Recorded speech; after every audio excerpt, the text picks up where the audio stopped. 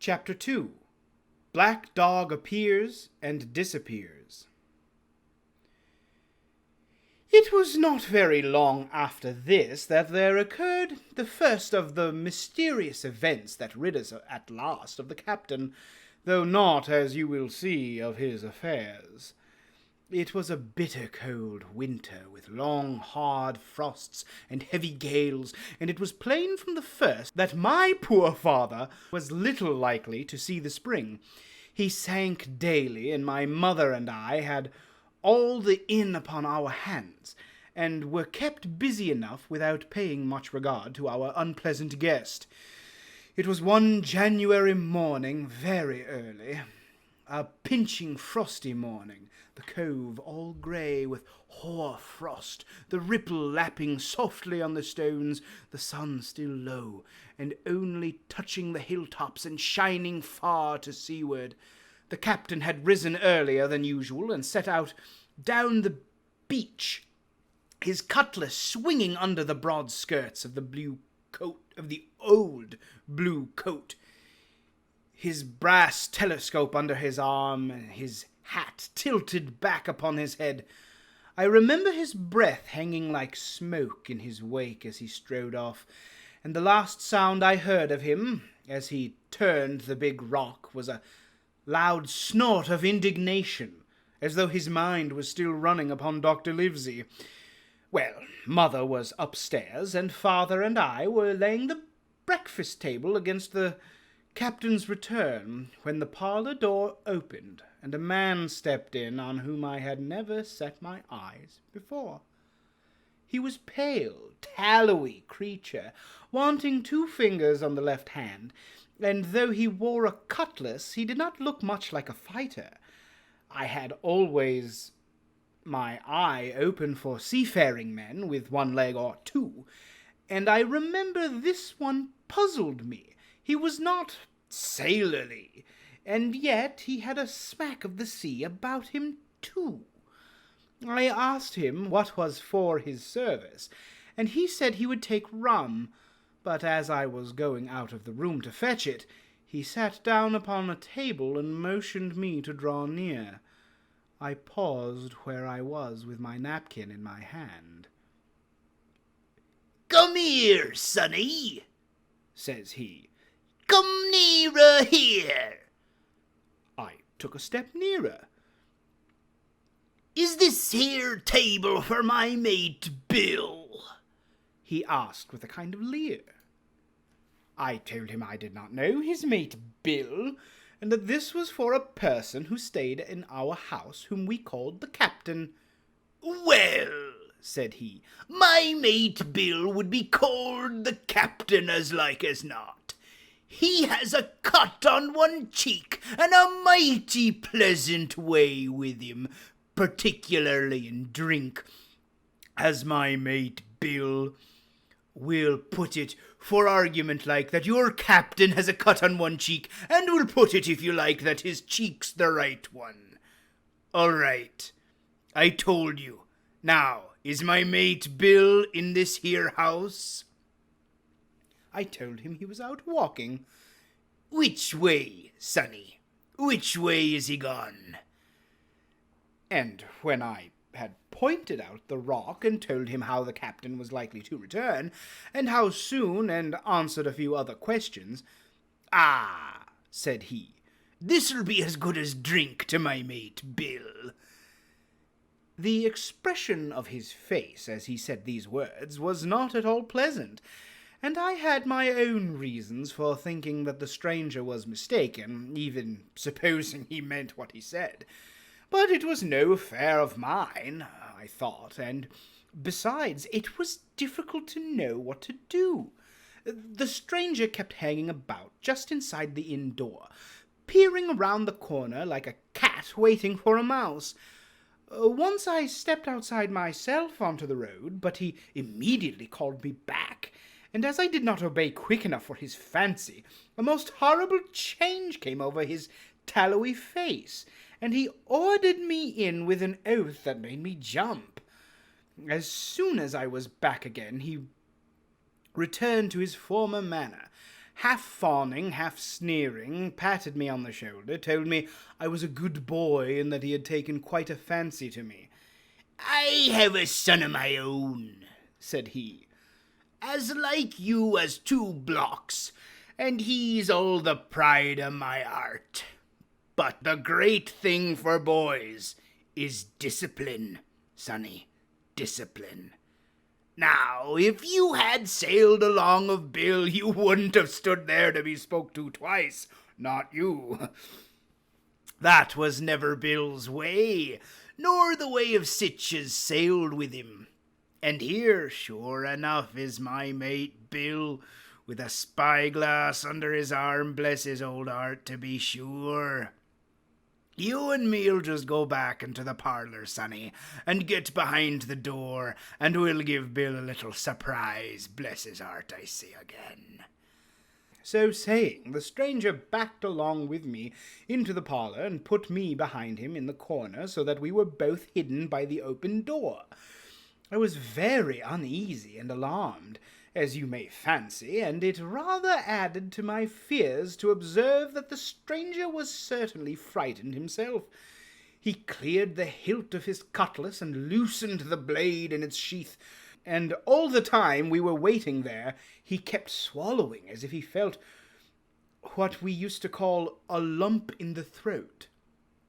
At last strode in the captain, slammed the door behind him without looking to the right or left, and marched straight across the room to where his breakfast awaited him. "Bill," said the stranger, in a voice that I thought he had tried to make bold and big. The captain spun round on his heel and fronted us. All the brown had gone out of his face, and even his nose was blue. He had the look of a man who sees a ghost, or the evil one, or something worse, if anything can be. And upon my word, I felt sorry to see him all in a moment turn so old and sick. "Come, Bill, you know me, you know an old shipmate, Bill, surely," said the stranger. The captain made a sort of gasp. "Black dog," said he. "And who else?" returned the other, getting more at ease.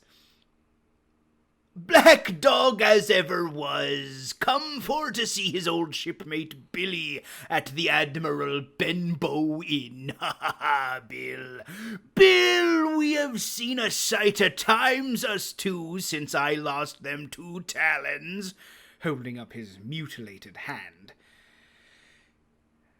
"Now look here," said the captain. "You've run me down. Here I am. Well, then, speak up. What is it?" "That's you, Bill," returned Black Dog. "You're in the right of it, Billy. I'll have a glass of rum from this dear child here, as I've took such a liking to, and we'll sit down, if you please, and talk square like old shipmates." When I returned with the rum, they were already seated on either side of the captain's breakfast table, Black Dog next to the door and sitting sideways so as to have one eye on his old shipmate and one, as I thought, on his retreat. He bade me go and leave the door wide open. "None of your keyholes for me, sonny," he said, and I left them together and retired to the bar. For a long time, though, I certainly did my best to listen. I could hear nothing but a low gattling, but at last the voices began to grow higher, and I could pick up a word or two, mostly oaths from the old captain. "No, no, no, no, an end of it," he cried once, and again, "If it comes to swinging, swing all, I say." Then, all of a sudden, there was a tremendous explosion of oaths and other noises. The chair and the table went over in a lump, a clash of steel followed, and then a cry of pain, and the next instant I saw Black Dog in full flight and the captain hotly pursuing, both with drawn cutlasses and the former streaming blood from the left shoulder. Just as the captain aimed at the fugitive, one last tremendous cut, which would certainly have split him to the chine had it not been intercepted by our big signboard of Admiral Benbow. You may see the notch on the lower side of the frame to this day. That blow was the last of the battle. Once out upon the road, Black Dog, in spite of his wound, showed a wonderful clean pair of heels and disappeared over the edge of the hill in half a minute. The captain, for his part, stood staring at the signboard like a bewildered man. Then he passed his hand over his eyes several times, and at last turned back to the house. "Jim," says he. "Rum." And as he spoke, he reeled a little and caught himself with one hand against the wall. "Are you hurt?" cried I. "Rum," he repeated. "I must get away from here. Rum! Rum!" I ran to fetch it, but I was quite unsteadied by all that had fallen out, and I broke one glass and fouled the tap, and while I was still getting in my own way, I heard a loud fall in the parlour, and running in beheld the captain lying full length upon the floor. At the same instant my mother, alarmed by the cries and fighting, came running downstairs to help me. Between us we raised his head. He was breathing very loud and hard, but his eyes were closed and his face a horrible colour.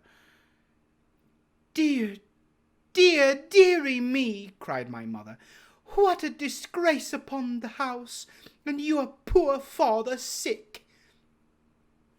In the meantime, we had no idea what to do to help the captain, nor any other thought but that he had got his death hurt in the scuffle with the stranger. I got the rum, to be sure, and tried to put it down his throat, but his teeth were tightly shut and his jaws as strong as iron. It was a happy relief for us when the door opened and Dr. Livesey came in on his visit to my father. "Oh, doctor," we cried, "what shall we do? Where is he wounded?" "Wounded? Ah, fiddlestick's end," said the doctor. "No more wounded than you or I. The man has had a stroke, as I warned him. Now, Mrs. Hawkins, if you just run upstairs to your husband and tell him, if possible, nothing about it. For my part, I must do my best to save this fellow's trebly worthless life. Jim, you get me a basin." When I got back with the basin, the doctor had already ripped up the captain's sleeve and exposed his great sinewy arm. It was tattooed in several places. "Here's luck, a fair wind, and Billy Bones his fancy," were very neatly and clearly executed on the forearm, and up near the shoulder there was a sketch of a gallows and a man hanging from it, done, as I thought, with great spirit. "Prophetic," said the doctor, touching this picture with his finger. "And now, Master Billy Bones, if that be your name, we'll have a look at the colour of your blood. Jim," he said, "are you afraid of blood?" "No, sir," said I. "Well, then," said he, "you hold the basin," and with that he took his lancet and opened a vein. A great deal of blood was taken before the captain opened his eyes and looked mistily about him. First he recognized the doctor with an unmistakable frown, then his glance fell upon me, and he looked relieved. But suddenly his colour changed, and he tried to raise himself, crying, "Where's Black Dog?" "There is no Black Dog here," said the doctor, "except what you have on your own back. You have been drinking rum. You have had a stroke, precisely as I told you, and I have just, very much against my own will, dragged you head foremost out of the grave. Now, Mr. Bones—" "That's not my name," he interrupted. "Much I care," returned the doctor.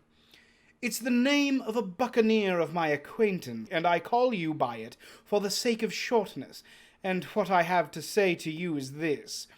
One glass of rum won't kill you, but if you take one, you'll take another and another. And I stake my wig if you don't break off short, you'll die. Do you understand that? Die! And go to your own place, like the man in the Bible. Come now, make an effort. I'll help you to your bed for once. Between us, with much trouble, we managed to hoist him upstairs, and laid him on his bed, where his head fell back on the pillow as if he were almost fainting. "Now, mind you," said the doctor, "I clear my conscience. The name of rum for you is death." And with that he went off to see my father, taking me with him by the arm. "This is nothing," he said as soon as he had closed the door. "I have drawn blood enough to keep him quiet for a while. He should lie for a week where he is. That is the best thing for him and you. But another stroke would settle him."